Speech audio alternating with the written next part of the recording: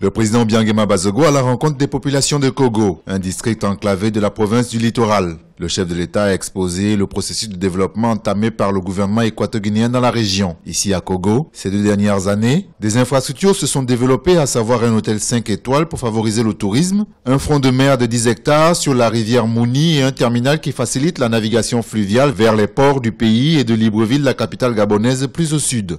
Tous les projets développés ici ont pour objectif de donner une impulsion à l'industrie touristique.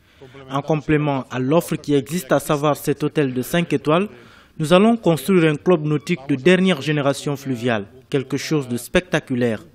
Un palais de congrès avec une coupole en bas de 3 usages et un parc de divertissement pour toute la population, non seulement de Kogo, mais environnant. Tous ces projets sont complémentaires les uns aux autres. Lors de cette visite, le président Biangema Bazogo a annoncé la mise en place de 3 districts urbains qui serviront de centres nucléaires de développement. Des districts dans lesquels seront développés des projets d'infrastructure. À partir d'aujourd'hui, le gouvernement veut appuyer le développement des petites villes. Dans ces dernières, nous allons mettre en place la lumière, l'eau et les infrastructures. J'ai choisi lors de ces voyages 3 villages qui vont se convertir d'ici peu comme centre nucléaire pilote de développement.